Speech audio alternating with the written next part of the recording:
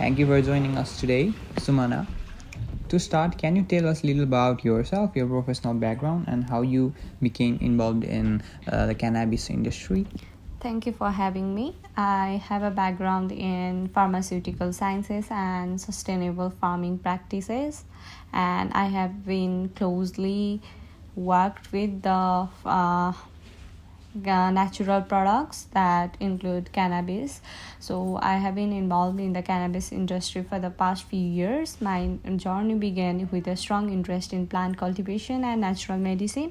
I have worked with small scale growers and larger operations, focusing on optimizing cultivation techniques, ensuring regulatory compliance, and improving the product quality. Ah, that's amazing. Can you share your personal milestone or project that you've been particularly rewarding in this field and what kept you motivated? One of the most rewarding experiences was setting up a micro cultivations facility that prioritized sustainable and organic growing techniques. We implemented energy efficient lighting, water recycling systems, and organic pest control methods. Seeing the impact of these eco friendly practices on both product quality and environmental sustainability has been incredibly fulfilling. For those who may not be familiar, can you explain what cannabis microcultivation is and how it differs from large scale cannabis production in detail? So, cannabis microcultivations refers to small scale growing operations with a production limit set by regulatory bodies. In Canada, microcultivations licenses allow growers to cultivate cannabis in spaces up to 200 square meters. Unlike large scale producers, microcultivation focus on a craft quality cannabis, unique strains, and sustainable practices. This model supports local businesses and offers consumers a more diverse selection of high quality cannabis products. Why do you think the microcultivation is becoming increasingly popular in the cannabis industry? There's a growing consumer demand for a high quality organic and craft cannabis. People here are becoming more conscious of what they consume and prefer smaller, more transparent operations over mass produced products. Micro cultivations also provides entrepreneurs with a lower barrier to entry compared to full scale production, fostering innovation and diversity in the market.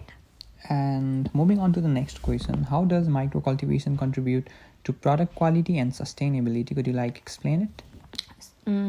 Micro cultivators can focus on quality over quantity, and they often use organic growing methods, avoid harmful pesticides, and tailor cultivations techniques to enhance cannabinoid and terpene profiles. Additionally, smaller operations tend to adopt more sustainable practices such as water conservation, renewable energy resources, and biodegradable packaging, reducing their environmental footprint. Let's talk about the tools. What are the essential tools that are required in micro farming? Some keys include LED grow lights for energy efficiency, climate control system for maintaining optimal humidity and temperature, and organic soil or hydroponic setup for nutrient management. Other important tools are trimmers for post harvest processing, drying racks, and microscope for monitoring trichome development. Are there any specific regulation or quality control measure that must be followed in micro cultivation for cannabis? Absolutely. In Canada, micro cultivators must comply with Health Canada's Cannabis Act regulations, which include security measures, record keeping, product testing, and good production practices.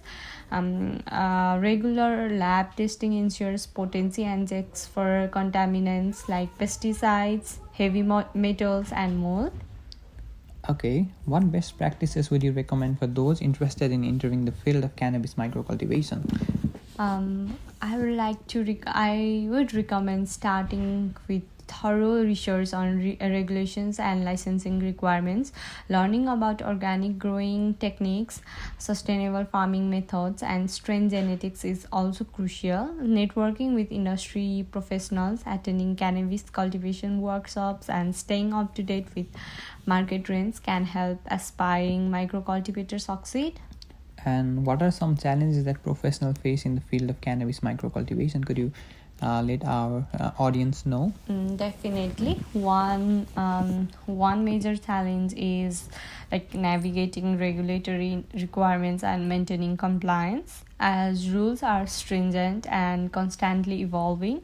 Additionally, accessing funding can be difficult since banks are often hesitant to lend to cannabis business. Market competition is another challenge, requiring micro cultivators to differentiate their products through quality and branding. And what legal considerations should micro cultivators be aware of in Canada? So, micro cultivators must adhere to Health Canada's license, as I was stating earlier, and security requirements, maintain detailed record of all activities, and ensure all products are tested for safety and compliance. They also need to follow provincial regulation for distribution and sales, which can vary across regions. Understanding these legal aspects is crucial for maintaining a successful and compliant operation. And looking at the industry as a whole, what trends are shaping the future of cannabis microcultivation? The the rise of craft cannabis and consumer preference for organic, small batch product is a significant trend. There's also growing interest in minor cannabinoids like CBZ and CBN, which offer unique therapeutic benefits. Additionally, sustainable cultivation practices include regenerative farming and eco-friendly packaging are becoming more important in this industry. What advice would you give to someone who is considering a career in cannabis microcultivation as a beginner? Where should they start from? So the advice I would like to give to those who are considering to start their career in cannabis microcultivation would be like they should focus on quality, compliance, and sustainability. Start by learning the fundamentals of cannabis cultivation and don't rush into scaling up before perfecting your growing methods. And building relationships with dispensaries, consumers, and industry experts can help you establish a strong brand presence. Are there any specific resources or communities you'd recommend for those wanting to learn more? So there are organizations like Cannabis Council of Canada and the Craft Cannabis Association of BC provide valuable insights and networking opportunities. Online forums, cultivation courses, and industry conferences are also great resources for learning and connecting with other growers. So, before we wrap up, is there anything else you would like to share about the impact of cannabis microcultivation? So, micro cultivation plays a crucial role in diversifying the cannabis market and promoting sustainable growing practices. It gives small growers the opportunity to create high quality, unique products that stand out in the industry. If done right, it can be a rewarding and impactful venture for both cultivators and consumers. So thank you, Sumana. Thank you for your time and insights. This has been an incredible, informative discussion with you today. Where can our audience find more about your work and your research that you have done recently? So thank you for having me once again. You can connect with me on LinkedIn or reach out through local cannabis industry networks. I am always happy to discuss microcultivation and share insights with those interested in the field. Thank you. Thank you for your time. Thank you so much.